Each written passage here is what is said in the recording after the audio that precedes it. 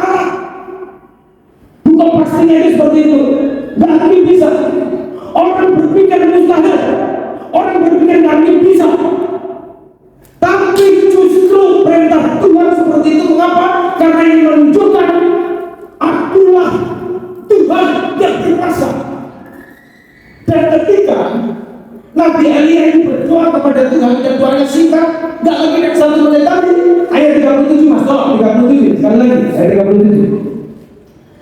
36 mulai. Saudara perhatikan ini. Ya.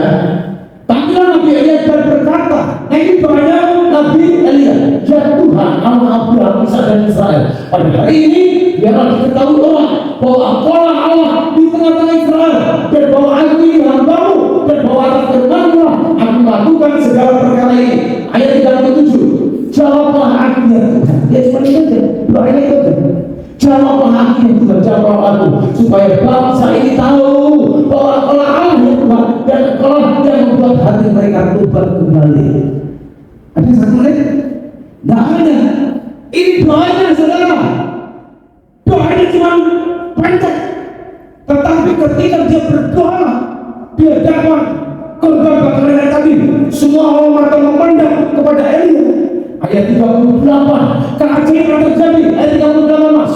Lalu turunlah api Tuhan menyambar dari korban bakaran itu. Saya tidak habis pikir. Kok bisa?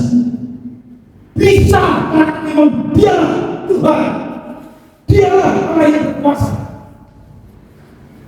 Perenungan kita pagi hari ini, mengapa kita tidak boleh bercapang hati? Mengapa Bapak Ibu dan saya tidak boleh bercapang hati?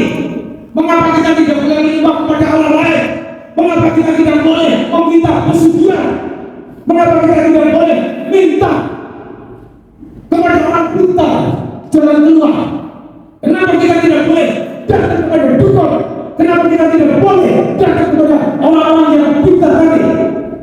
Karena yang pertama, mari kita baca bersama-sama. 1, 2, 3. Yes. Yang pertama, karena Tuhan itu ingin menunjukkan hanya Dialah Allah yang berkuasa. Jadi saudara, ketika Nabi Elia seorang diri saja, mungkin juga minder menghadapi orang-orang yang tidak sejalan dengan dia. Aku cuma seorang diri, mereka tidak sejalan dengan aku. Mereka menyembah kepada Baal, hanya aku seorang diri yang menyembah kepada Tuhan. Mungkin minder, tapi Tuhan berkata, maju, jangan takut. Tuhan, belum diambal ini mau kata salah, maju, kata Tuhan. Lalu pembersih kau yang mencapai ini dan memberi kepada tapi maju. Masa kalian tahu, akulah Tuhan yang berkuasa. Ketika dikuatkan imannya oleh Tuhan, Nabi yang maju, saudara. Ketika dia coba buat mezbah bakaran dan sebagainya, tadi kita tahu kisahnya. Api Tuhan tadi menyambar dari surga. Wow, coba perhatikan ya. Saya coba cari gambar, sebenarnya ada 1 gambar. Apinya itu dari langit, apinya dari langit itu nyambar sampai ke korban bakaran ini. Ya memang ini gambaran manusia, tetapi memang saat itu kalau saudara bawa HP itu saudara akan luar biasa. Ini api terus menyambar dari surga, dari langit turun ke bawah. Saudara bawa HP saat itu mungkin akan disini. Ini luar biasa dan ini bisa viral. Mengapa? Ini kejadian yang spektakuler. Ini kejadian yang luar biasa di mana Tuhan berkarya.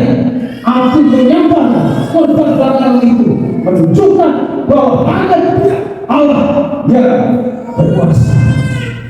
Amin Bapak Ibu Saudara. Hanya Dia Allah yang berkuasa. Jadi kenapa kita tidak boleh bercapang hati? Saudara selalu hanya Tuhan yang kita kenal dalam nama Tuhan Yesus. Dialah Allah yang berkuasa. Dialah Allah yang sanggup untuk menolong. Dialah Allah yang sanggup untuk menjawab doa. Dialah Allah yang sanggup untuk memberikan apa yang kita minta. Para Baal minta dan dikasih. Mereka berdoa orang-orang yang punya dengan senjata tajam, keluar darah dan sebagainya, gak dikasih. Kenapa? Karena memang Baal itu bukan Tuhan yang hidup. Baal itu bukan Tuhan yang berkuasa. Makanya bangsa Israel itu salah sebetulnya. Ahab itu mengambil Isabel dan mereka mengajak untuk menyembah berhala. Salah. Orang-orang yang menyembah kepada berhala, orang-orang yang menyembah kepada patung-patung, itu salah. Kenapa? Karena patung menyembah kepada berhala itu tidak punya kuasa. Dia bukan Tuhan yang hidup. Tuhan yang hidup itu siapa? Anak Abraham, Ishak dan Yakub yang saat ini kita kenal dalam nama Yesus. Amin. Jadi yang pertama hanya Dia saja yang punya kuasa. Bahkan di dalam kitab Matius misalnya juga dikatakan Yesus pernah berkata, kepadaku telah diberikan segala kuasa baik di surga dan di bumi. Jadi kuasa itu ada di tangannya. Surga dan bumi, kuasa ada pada Dia. Saudara, nanti setelah mati, ya setelah kita nanti mati hanya ada dua tempat, surga dan neraka. Siapa yang berkuasa di sana? Dia Allah Ta'ala, Yesus. Kenapa? Karena ayat itu mengatakan, kepadaku telah diberikan segala kuasa baik di surga maupun di bumi.